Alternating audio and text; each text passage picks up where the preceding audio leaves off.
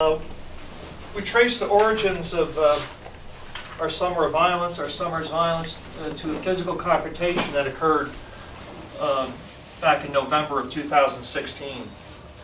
From that point on, our city was witness to a back and forth gun battle as these factions sought to even the score with each other. The toll when this was all done at the end of the summer was 1 man murdered, 4 adults and 2 children shot. From the inception, the combatants refused to cooperate with the police owing to their allegiance to their respective criminal enterprises. Prospective witnesses in many cases would not cooperate either, most likely because of their personal fear of retribution. Our standard methods to stem violence, such as increased patrols and tactical deployment, was ineffective. Several shooting incidents happened with patrols visible and on the same block. It became increasingly clear that in order to effectively address the situation, we'd have to thoroughly learn everything we could about the 2 rival gangs and what was at the root of their criminal network. And what was at that root was Hudson's cocaine and crack cocaine trade.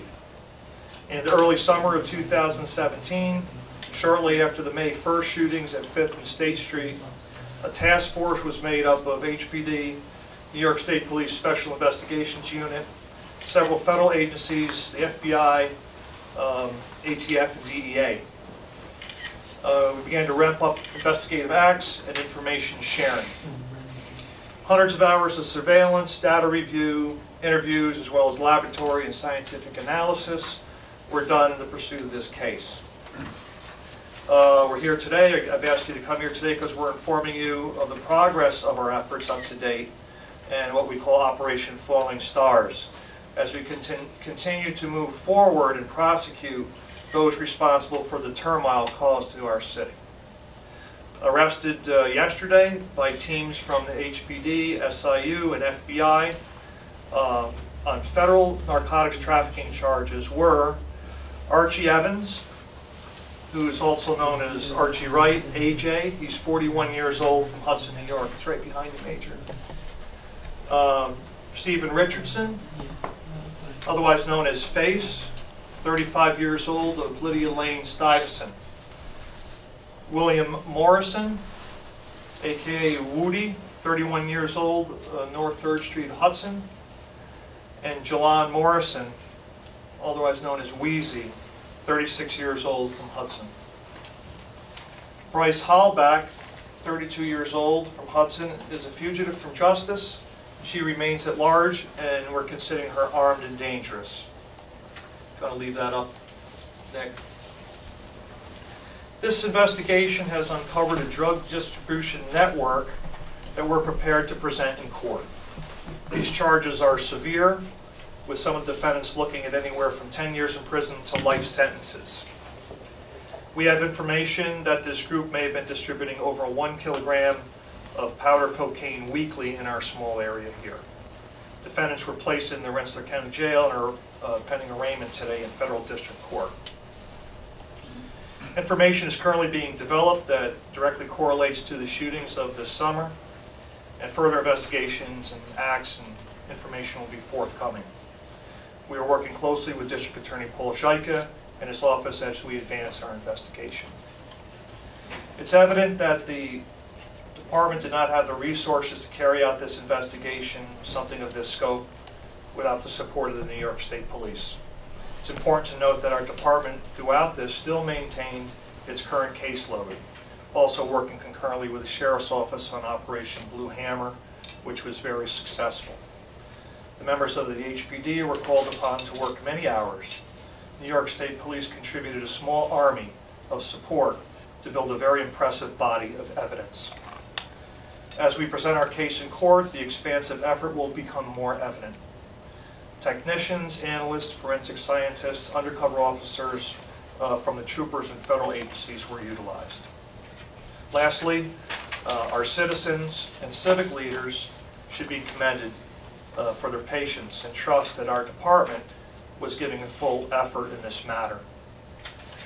There's much more work to be done, and we will continue to do so. We understand the epidemic of opioid abuse It's important to note that none of these defendants are addicts. The common excuse that they were supporting their own habits is not applicable here. This was their business with no regard to the destruction they enabled. I'm always approached by citizens who are concerned about the open drug dealing that they see outside their windows. We must keep the pressure on the drug dealers till we reach a point where it's easier to attain help and treatment than it is to buy drugs in our city. This operation smashed the largest drug distribution network in this city. While other operations of this type are more common in larger places like Albany or Poughkeepsie, I think they'll have a greater positive impact found here in our small city. So thank you very much. Any questions? Chief, how would you describe the arrest, the 4 arrests compared to other arrests you've made in the past, as far as a scale of 1 to 10? Well, this is as big as a operation can get. When you're dealing with these kind of federal charges and these kind of resources that were spent here, it's hard to compare them with anything else. Why Hudson? Well, I think when we sat down, we had 7 shootings, and we had 2 children shot. I mean, I think that got the attention of every sensible person in every police agency in the area. So we formed this group together, and we were lucky to have a powerful resource as the Special Investigations Unit.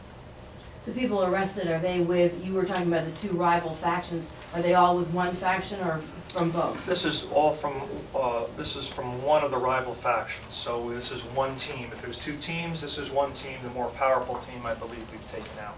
Where's the coke coming from?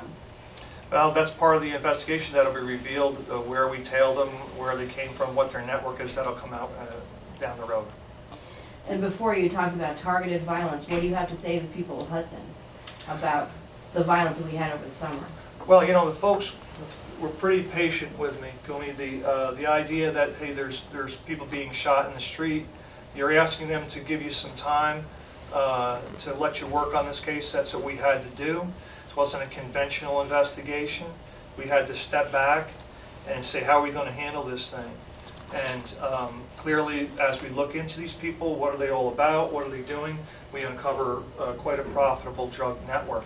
So the people of Hudson were demonstrating today that they were on the job. We're doing it. We've knocked off a bunch. There's more to come, and it's going to continue. We're going to put an end to this and improve the situation for our citizens, period. Can you talk about the complexity of this operation with non-cooperating witnesses, and you even had people being shot in front of police officers who were standing right there? When you have 2 groups that are bound and determined to cause harm to each other and also have a code of silence, not to talk or rat on each other or snitch on each other, that's the culture here. When you have something like that, you have to figure out how are we going to get around that to put these people away. And that's exactly what we've done. How big a dent do you think you made in that? I think substantial. I mean, we have, as I said before, there's information that they're distributing a kilo or more per week in this city. That supplies hundreds of people. It's hard to imagine something bigger than that in a small city of 6,000 or 7,000 people. Do you believe that any of these people arrested were responsible for the shootings? No comment on that. I can't comment on that right now. Chief, what's the message to the men and women who think they can get away with this sort of thing in your city? Well, here's the thing. I've heard a lot of things making excuses for people that are dealing drugs. I happen to personally believe there is no excuse. I've said it before, and we, as the police agencies here, have to make an effort to make drug dealers less accessible than the help that our addicts need. So we'll do our part. We'll get rid of street dealers, and let's hope that our society comes up to speed and provides the help for people that need it. But these arrests, you would say that this drug dealing is related to the shootings that we had, the gun violence? I think it's fair to say that yes, that it is related. Your department typically has a high clearance rate when it comes to major crimes, so I was just curious, this required a lot more effort on the police's part. Can you talk about some of the methods that you used? in Well, this there's a case? couple issues there, Amanda. The guys, I don't know if I give enough credit. My detectives unit and officers had to forego some of their personal vacations. Many hours were spent. It's hard to even describe it here. To work on this while maintaining their normal caseload. This department handles 8,000 or 9,000 calls for service a year, which is a lot. We have a good, like you said, a good closure rate on our crimes. In the meantime, they had to deal with all of this. So I'm very, very proud of the effort put forth. And what was the second part you asked me there? Do you remember? I'm just talking about some of the methods that you used in order to. I'm not going to comment on a lot of the methods. But you're not done, right, with this? No, and probably have another press conference down the road. Soon? I don't know, Lance.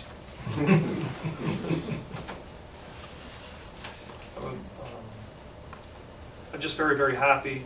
You know, in this, we also make connections with our other agencies, whether it be the Sheriff's Office, in this case, the SIU, very wonderful, excellent unit, State Police, the communication between the District Attorney's Office, U.S. Attorney's Office, FBI.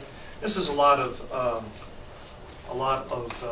resources we're bringing to bear. And if we concentrated on a small area, on a small city, I think the effect would be doubled than what we see in a bigger city. Can you talk about some of the reach that these alleged dealers had? I mean, how far was their reach? You know, where are they coming from? Where are they selling these drugs? I don't want to talk too much about their supply network right now. I think some of this stuff could be revealed in court down the road, and then maybe down the road as we work on other drug dealers in town. But I think you can probably assume that a lot of this stuff comes out of the city and other metropolitan areas. It's the normal course of the drug flow. Is this their only stop? No comment on that. What's Operation Blue Hammer? This is Operation Falling Stars, right? This is Falling Stars. Blue Hammer was something we worked concurrently, so our guys are working. We had developed a drug case over the fall, summer, so our guys had to do two different operations at the same time. And that one, I think, got 100% conviction rate. District Attorney's Office, I think, was aware of that. So we got everybody that we arrested was pled on that case.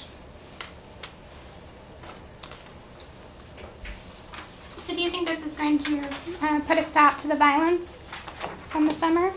It's going to help. You know, I can't guarantee anything, Amanda. But certainly it's got to help. There's a violent group, and this is their leader. It's a dangerous person. And by addressing this, I can't help but think it's going to improve the situation around here. Bryce is the leader? I'd say so, yeah. Is that a man or a woman? It's a woman. She's about 110 pounds. If you look at her on the street, you would never assume something like that, but she is definitely the leader of of this gang. Do you believe she's still in this area? No comment. She's from North 3rd Street. Is that where Kevin Wakening was killed? Very good. Yeah, he was. To say she's from North 3rd Street, she lives in several places throughout the Hudson Valley. Thank you, Chief. Any more? I really appreciate everyone coming out today on short notice, and we didn't want to do it tomorrow because of the weather, so that was the reason for the short notice. So thank you.